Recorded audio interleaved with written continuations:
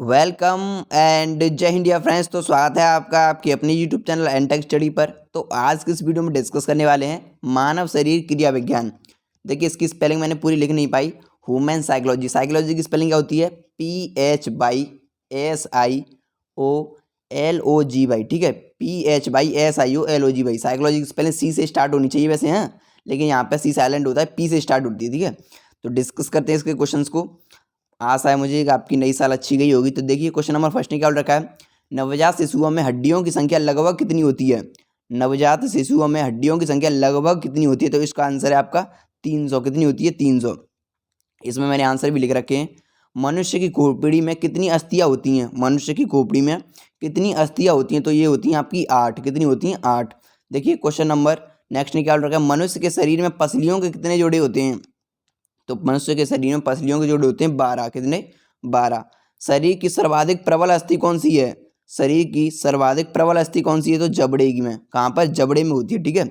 मानव शरीर की सबसे छोटी हड्डी स्टेपिस। मानव शरीर की सबसे छोटी हड्डी स्टेपिस। मानव शरीर की सबसे लंबी हड्डी फीमर। कौन सी होती है? फीमर। निम्नलिखित में से कौन मानव के पैर की हड्डी नहीं है? तो ह्यूमस नहीं होती, ठीक है। ह्यूमस अस्थि कहाँ पाई जाती है? तो ऊपरी भुजा में। किसमें? ऊपरी भुजा में। मनुष्य के शरीर में पैर की हड्डी सरंध्र होती है। कैसी होती है? सरंध्री होती है, ठीक है। देखिए क्वेश्चन नंबर 10 ने क्या बोल रखा है? टीबिया नामक हड्डी किसमें पाई जाती है? जो टीबिया नामक हड्डी होती है वो किसमें पाई जाती है? तो पाई जाती है आपकी टांग में, ठीक है। मानव शरीर के किस अंग की हड्डी सबसे लंबी होती है? मानव शरीर के किस अंग की सबसे हड्डी लंबी होती है? तो वो होती है जांग की। ऑप्शन नंबर जो बी है वही आपका राइट आंसर हो जाएगा, ठीक है। देखिए क्वेश्चन नंबर 12 ने क्या बोल रखा है? दांतों तथा हड्डियों में पाए जाने वाले तत्व हैं। दांतों तथा हड्डियों में पाए जाने वाले तत्व हैं, तो कौन से तत्व? तो देखिए इस क्वेश्चन का राइट आंसर आपका जो ऑप्शन नंबर सी है, कैल्शियम व फॉस्फेट। कौन से? कैल्शियम व फॉस्फेट। एक मिनट, कैल्शियम व फॉस्फेट। अब हट गया, हट नहीं रहा था, बार बार आ रहा था। कैल्शियम व फॉस्फेट ऑप्शन नंबर जो सी है, दांतों तथा हड्डियों में। और देखिए एक और बात बता दूं मैं आपको कि आपके जो दांत होते हैं ना उसके बाहर जो परत ली होती है वो किसकी होती है? मुझे बताओ। जो आपका चमकता है ना वो किसकी परत होती है? बताइए बताइए। इनेमिल। क्या होता है? इनेमिल बहुत कठोर पदार्थ होता है, शरीर का सबसे कठोर पदार्थ इनेमिल, जिसकी वजह से हमारे दांत बिल्कुल वैसे के वैसे ही रहते हैं। वरना अगर आप गर्म पानी पीते हो ना तो वो धीरे धीरे ख़त्म होता जाता है और बाद में आपके दांत कैसे रह जाएंगे पता है? मोम की तरह, ठीक है। तो अच्छे से गर्म पानी मत पिया करो, ठंडा पानी पिया करो, कुछ भी खाओ ठंडा। और हमारे शरीर में कठोर एक और क्वेश्चन होता है वो आएगा थोड़ा आगे। देखिए क्वेश्चन नंबर 13 ने क्या बोल रखा है? थोड़ी तबीयत सही नहीं, गला भी सही नहीं हो पाया, तबीयत तो ठीक है। वृद्धावस्था में मनुष्य की हड्डियां क्यों कमजोर हो जाती हैं? तो ये हो जाती हैं कैल्शियम की कमी के कारण। किसकी? कैल्शियम की कमी के कारण जो वृद्धावस्था में वो आपकी हड्डियां कमजोर हो जाती हैं, ठीक है। देखिए क्वेश्चन नंबर 14 ने क्या बोल रखा है? अस्थि में कौन सा लवण सर्वाधिक मात्रा में होता है? अस्थियों में कौन सा लवण सर्वाधिक मात्रा में होता है? तो देखिए इस क्वेश्चन का राइट आंसर आपका option number calcium phosphate. Option number जो ए है कैल्शियम फॉस्फेट आपका राइट आंसर हो जाएगा। कौन सा? कैल्शियम फॉस्फेट, ठीक है। मनुष्य में कुल कितनी हड्डियां होती हैं? तो मनुष्य में कुल 206 हड्डियां होती हैं। कितनी? 206। कितनी? 206 हड्डियां होती हैं, ठीक है। अस्थियों एवं पेशियों को आपस में जोड़ता है। अस्थियों एवं पेशियों को आपस में कौन जोड़ता है? तो बोलता है आपका टेंडन। कौन? टेंडन। ऑप्शन नंबर जो बी है। और लिगामेंट क्या होता है पता है? आपकी जो पैर की हड्डी होती है ना, पैर, तो पैर में आप जो नीचे वाला पार्ट होता है और ऊपर वाले पार्ट में जो ऐड करता है ना उसे लिगामेंट बोलते हैं। लिगामेंट लिक्विड भरा होता है उसमें, ठीक है। देखिए क्वेश्चन नंबर 17 ने क्या रखा है? मनुष्य के जीवन काल में कितने दांत दो बार आते हैं? तो इस क्वेश्चन का राइट आंसर है आपका 20। मनुष्य के जीवन काल में आपके 20 दांत ही दो बार आ पाते हैं, ठीक है। देखिए क्वेश्चन नंबर 18 ने क्या रखा है? मानव शरीर में पाचन का अधिकांश भाग किस अंग में संपन्न होता है? तो इस क्वेश्चन का राइट आंसर है आपका मुख में। सॉरी, मनुष्य के मानव शरीर में पाचन का अधिकांश भाग किस अंग में होता है? तो छोटी आंत में। सॉरी, छोटी आंत में। ऑप्शन नंबर जो बी है छोटी आंत, तो वही आपका राइट आंसर हो जाएगा, ठीक है। देखिए क्वेश्चन नंबर 19 ने क्या रखा है? मनुष्य में पाचन क्रिया कहाँ प्रारंभ होती है? मनुष्य में पाचन क्रिया कहाँ प्रारंभ होती है? तो देखिए इस क्वेश्चन का राइट आंसर आपका ऑप्शन नंबर जो मुख है वहीं मनुष्य में पाचन क्रिया कहाँ प्रारंभ होती है? मुख में। सबसे पहले मुख में ही तो ले जाते हो, तो ऑप्शन नंबर जो सी है वही आपका राइट आंसर हो जाएगा। मानव की पाचन नली लगभग कितने फीट लंबी होती है? मानव की पाचन नली कितने फीट लंबी होती है? तो इस क्वेश्चन का है 32 फीट लंबी होती है। कितने? 32 फीट लंबी होती है। देखिए क्वेश्चन नंबर 21 ने क्या रखा है? मुख में मंड स्टार्च का शर्करा में पाचन किसके द्वारा होता है? मुख में मंड स्टार्च के शर्करा में पाचन किसके द्वारा होता है? तो वो होता है आपका एक एंजाइम होता है टाइलिन एंजाइम। किसके द्वारा? टाइलिन एंजाइम के द्वारा। ऑप्शन नंबर जो बी है वही आपका राइट आंसर है। पाचन तंत्र का हिस्सा नहीं है, पाचन तंत्र का हिस्सा नहीं है, तो इस क्वेश्चन का राइट आंसर कॉर्निया। पाचन तंत्र का हिस्सा नहीं है कॉर्निया। और देखिए ABCD कॉर्निया। ऑप्शन नंबर जो सी है वही आपका राइट आंसर है। 23 ने क्या बोल रखा है? शरीर के लिए एंजाइम आवश्यक होते हैं क्योंकि शरीर के लिए एंजाइम आवश्यक होते हैं क्योंकि ये जीव रासायनिक क्रियाओं में उत्प्रेरक हैं। ये जीव रासायनिक क्रियाओं में उत्प्रेरक हैं। ऑप्शन नंबर जो आपका डी है वही आपका राइट आंसर है। देखिए क्वेश्चन नंबर 24 ने क्या बोल रखा है? दुग्ध प्रोटीन को पचाने वाला एंजाइम है, दुग्ध प्रोटीन को पचाने वाला एंजाइम है, तो वो है आपका रेनिन। कौन सा? रेनिन। ऑप्शन नंबर जो आपका सी है वही आपका राइट आंसर हो जाएगा। अधिकांश पोषक तत्व रक्त में कहाँ से अवशोषित किए जाते हैं? अधिकांश पोषक तत्व रक्त में कहाँ से अवशोषित किए जाते हैं? जो किए जाते हैं छोटी आंत से। किससे? छोटी आंत से। ऑप्शन नंबर जो सी है वही आपका राइट आंसर हो जाएगा। देखिए क्वेश्चन नंबर 26 ने क्या बोला है? लार में कौन सा एंजाइम पाया जाता है? लार में कौन सा एंजाइम पाया जाता है? तो वो पाया जाता है आपका टाइलिन एंजाइम। कौन सा? Ptyalin enzyme. ऑप्शन नंबर जो बी है वही आपका राइट आंसर हो जाएगा। पेट में भोजन को पचाने के लिए निम्नलिखित में से किसकी आवश्यकता होती है? तो वो होती है आपकी एंजाइम की। बिना एंजाइम के आपका भोजन नहीं पचेगा। ठीक है, बिना एंजाइम के आपका भोजन है वो नहीं पचेगा। ठीक है, बिना एंजाइम के भोजन कभी नहीं पच पाएगा। डिस्कस करते हैं क्वेश्चन नंबर नेक्स्ट को। तो देखिए क्वेश्चन नंबर 28 ने क्या रखा है? लार किसके पाचन में सहायक होती है? लार किसके पाचन में सहायक होती है? तो वो होती है स्टार्च में। किसके? स्टार के पाचन में सहायक होती है। देखिए क्वेश्चन नंबर 29 ने क्या रखा है? मानव के आमाशय में अम्ल एक्स उत्पन्न होता है जो भोजन के पाचन में सहायक करता है। एक्स है क्या है? तो एक्स है आपका हाइड्रोक्लोरिक अम्ल।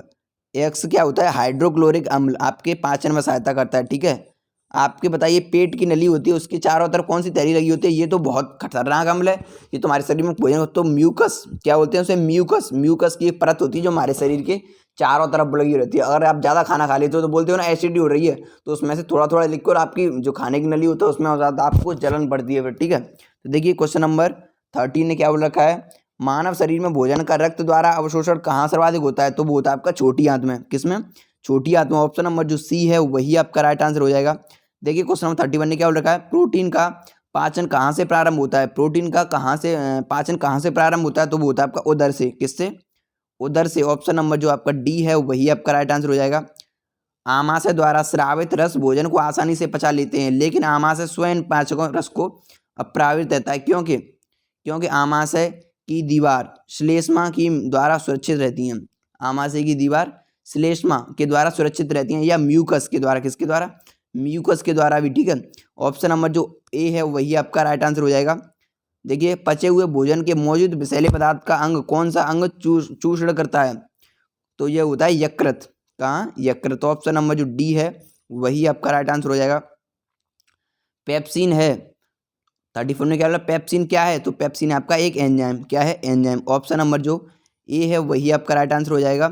पेप्सिन बदल देता है, पेप्सिन होता है बदल देता है प्रोटीन को पॉलीपेप्टाइड में। किसमें? पॉलीपेप्टाइड में। प्रोटीन को पॉलीपेप्टाइड में। ऑप्शन नंबर जो बी है वही आपका राइट आंसर हो जाएगा।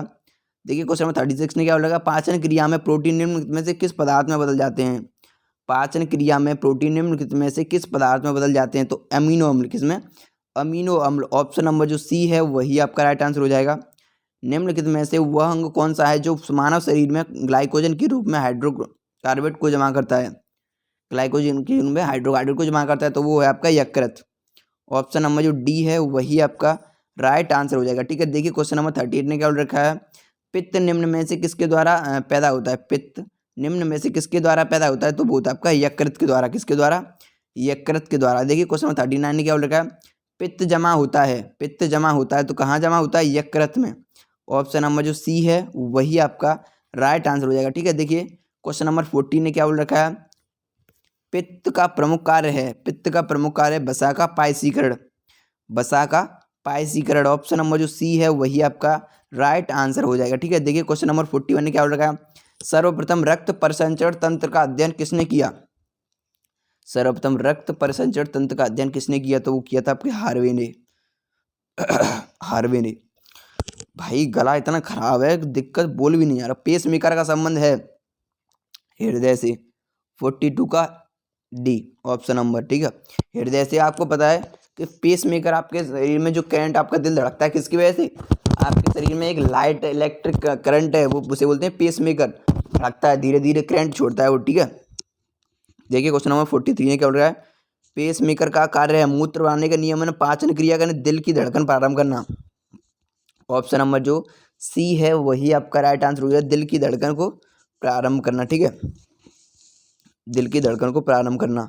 देखिए क्वेश्चन नंबर 44 ने क्या बोल रखा है, गति प्रेरक किससे संबंधित है, गति प्रेरक किससे संबंधित है, तो वो है आपकी हृदय से, किसके द्वारा, पेस मेकर के द्वारा।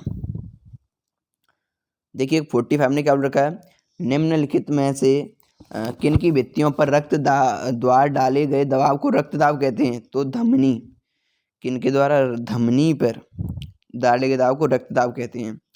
सोते समय रक्तदाब में क्या परिवर्तन होता है, सोते समय रक्तदाब में क्या परिवर्तन होता है, क्या परिवर्तन होता है, घटता है, घटता है, बढ़ता नहीं है, घटता है, ठीक है, घटता है। ऑप्शन नंबर जो बी है वही आपका राइट आंसर है। रुधिर दबाव, ब्लड प्रेशर मापक यंत्र है, ब्लड प्रेशर मापक यंत्र है, तो वो आपका ऑप्शन नंबर सी सिफोनोमैनोमीटर, मैनोमीटर, ठीक है, ऑप्शन नंबर जो सी है वही आपका राइट आंसर है, किसके द्वारा, जो आपके रुधिर ब्लड होता है, प्रेशर नापने की मशीन है ये, ठीक है। तो आज की वीडियो में मैंने आपको 47 क्वेश्चन कराए, तो बताना कमेंट बॉक्स में कमेंट करके क्वेश्चन कैसे लगे। और नेक्स्ट वीडियो कल आएगी। थोड़ी यार भाई कोल्ड वोल्ड सही नहीं हुआ तो थोड़ी दिक्कत चल रही है, तो मैं परेशान हूँ, फिर भी लेक्चर ला रहा हूँ क्योंकि आपको पता है एग्जाम जल्दी है, तो बस पढ़ते रहिए। टेलीग्राम पर जाना, सर्च करना एनटेक स्टडी, वहाँ पर एक ग्रुप मिलेगा, उसमें ऐड हो जाना। जो मैं क्वेश्चन कराता हूँ उनकी PDF आपको वहीं दे दूंगा, बिल्कुल यही PDF आपको वहीं मिल जाएगी, ठीक है। तो मिलती है नेक्स्ट वीडियो में, तब तक के लिए टेक केयर, बाय गाइस।